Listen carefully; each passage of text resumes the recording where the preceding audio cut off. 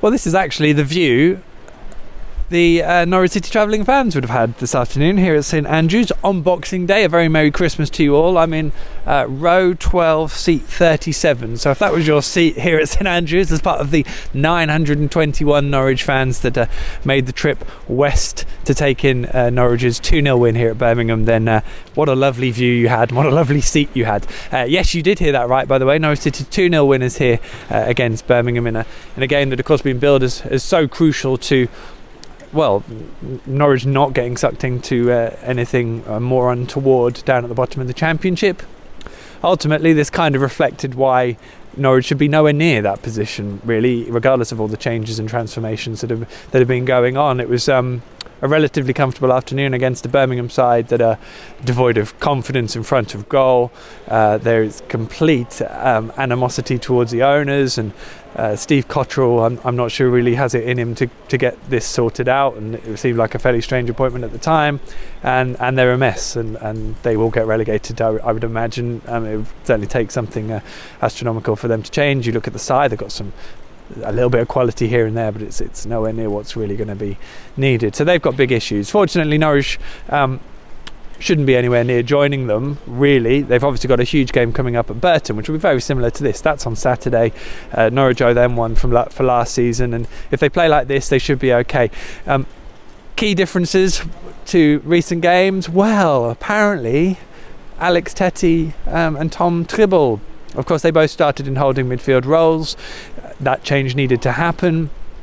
What we saw is exactly what we saw during Norwich's successful run during September and October. I could almost just not bother saying it, but the defensive screening, especially from Alex Tettey, is just on a different level to what anyone else brings to this side. Even though some players will try and bring it to their game, they're not naturally adept at it. Mario Vrancic and Harrison Reed, they're not naturally defensive shielding players. Alex Tettey just knows where to be, and we saw it in the first half. Shots being closed down so they were deflected wide, protection of the area. It was there, and Tom Tribble had a lot of energy around that performance, and he had the kind of legs allowing Tettey to sit. They moved the ball well enough and just looked so much more compact and solid. It's really not rocket science, and it really needs to happen that those two start unless one of them isn't fit, and then maybe Norwich can build some actual momentum this season. So that was big promise. Great as well to see Jamal Lewis make his first start. He did, of course, come on against Brentford, and a lot of what we've heard about him was all played out today. Obviously there will be bigger tests ahead, but defensively he was excellent. He shielded the ball, he won, he beat his man. There was one hairy moment in the second half. He got up and got down, good legs, good energy, used the ball well, and you know, we know why this guy is composed and has a big future, and why Daniel Farke and Stuart Webber both rate him really highly. So I imagine he'll sit there. And it's interesting talking to Josh Murphy, who scored the second goal, talking about how good their communication is between the two of them. I think Josh quite likes playing and sharing a flank with Jamal, so how that develops over time will be really interesting, because initially you looked at it and thought, Josh sometimes leaves the wing exposed, and Jamal's playing his first Championship game from the start. How's that going to look? And actually it did look pretty solid, again, given that they were playing opposition that were just not at it.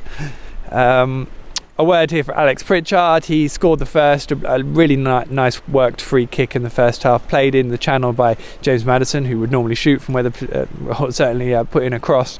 Lovely ball in the channel, and Pritch smashed it past David Stockdale, who of course was on the receiving end of 2 own goals from Alex Pritchard at the end of last season. Wonderful finish, and that set Norwich up really from there. They never looked back. It was a very even game up until that point. In fact, Pritch missed a brilliant chance about 3 or 4 minutes before that. The second goal, as I said, it was Alex Pritchard who played in Josh Murphy. Great to see him run in behind and played in, and then take it round the goalkeeper and smash the ball home. It's the kind of goal that I see other teams score and wonder, why are Norwich incapable of scoring a goal like that? So that was wonderful to see too. Zimmerman, I thought Christoph Zimmerman did particularly well as centre-back, and Norwich did dig in. They won their headers, and really Angus Gunway made one really crucial save in the first half.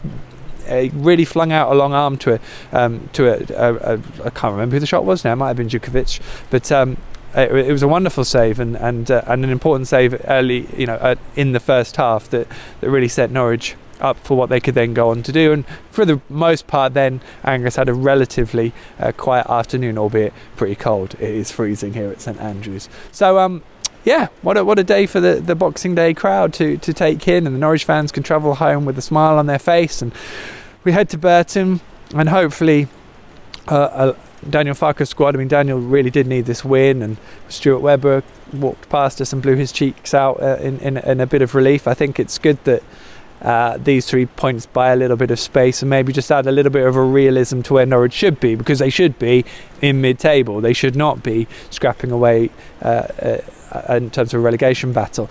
But they have to build on this and have to do something at Burton on Saturday to make sure those feelings stay away a little bit longer, because the Millwall game at Carrow will be pretty tricky too. So there we go. We've got a bit of work to do for the paper tomorrow, so we'll get on with that. Thank you very much for watching, of course. Don't forget PinkUn.com for all the build-up to the game at Burton over the course of the week. And you may see a best-of video in terms of the quotes of the year, which I'm currently putting together, so that should be fun. But until then, we'll see you very soon, and see you at the Pirelli.